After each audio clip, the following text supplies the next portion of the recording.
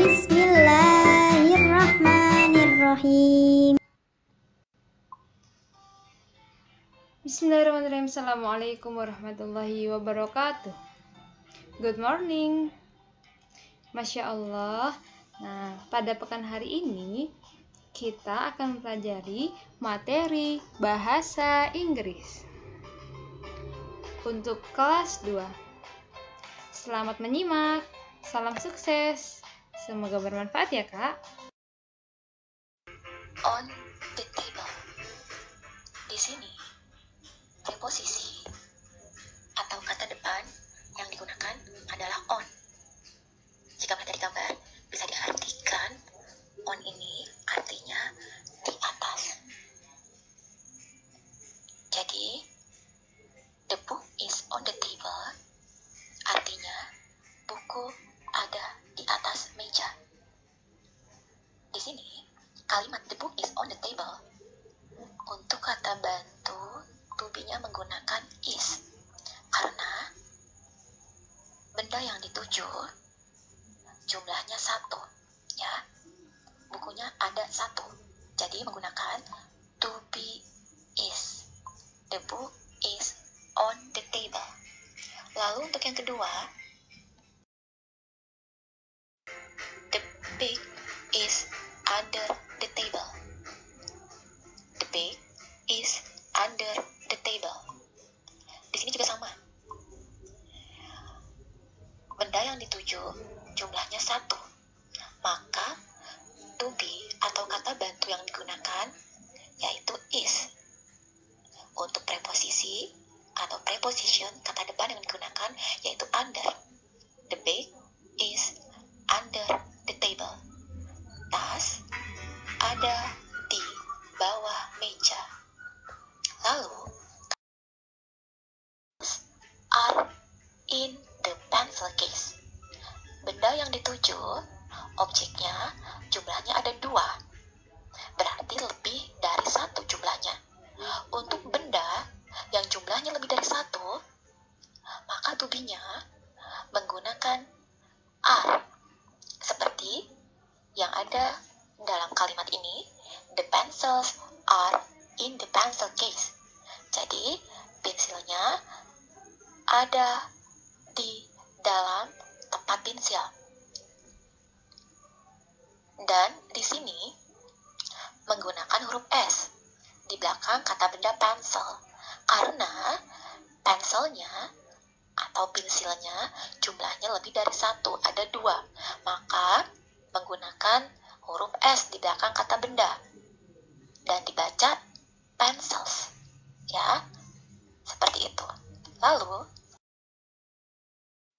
is beside the ruler.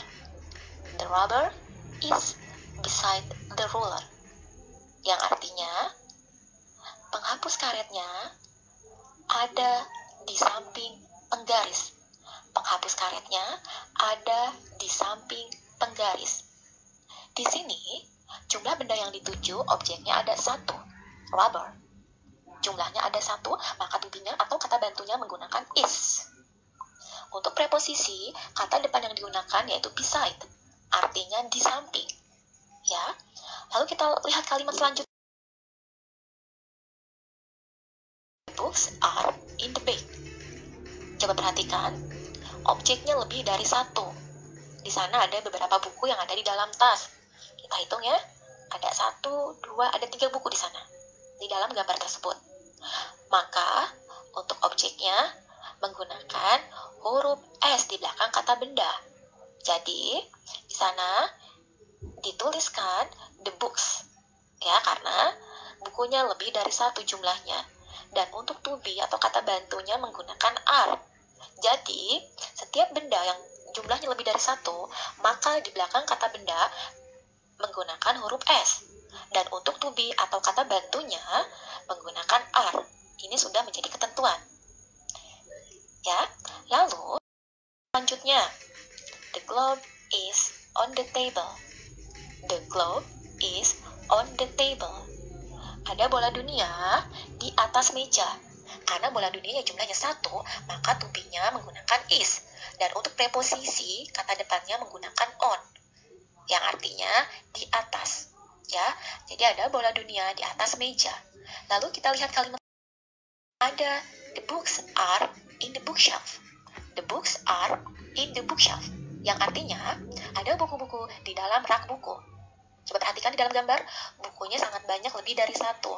Maka di belakang kata benda ditulis huruf S. Ya, jadi bunyinya the books. Dan untuk to be-nya menggunakan are. Karena objeknya, benda yang dituju yaitu buku, jumlahnya lebih dari satu. Dan untuk preposisi atau kata depan adalah in, yang artinya di dalam. The books are in the bookshelf. Jadi buku-bukunya ada di dalam rak buku. Lalu kalimat selanjutnya is on the wall. The clock is on the wall. Ada jam dinding di dinding. Lihat ya, ada jam dinding di atas dinding atau ada jam dinding pada dinding. Banyak sekali ya untuk on atau in. Bisa diartikan macam-macam tergantung dengan kalimatnya ya. The clock is on the wall. Ada jam dinding di dinding. Kakak lihat di sana. Untuk to be atau kata bantunya menggunakan is karena jumlah bendanya, objeknya, clock hanya satu. Maka menggunakan is. Jika to be-nya are, maka bendanya lebih dari satu.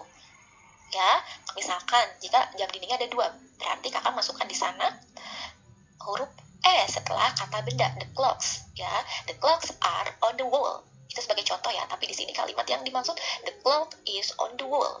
Jam dindingnya ada pada dinding ya. Ada satu jumlahnya, maka menggunakan to be atau kata bantunya is. Lalu berikutnya is beside the bookshelf. The dustbin is beside the bookshelf. Di sini ada tong sampah di samping rak buku. Karena bendanya objek yang dituju yaitu dustbin, tong sampah atau tempat sampah jumlahnya satu, maka kata bantunya to be-nya menggunakan is. Untuk preposisi di sini menggunakan beside, kata beside yang artinya di samping. The dustbin is beside the bookshelf.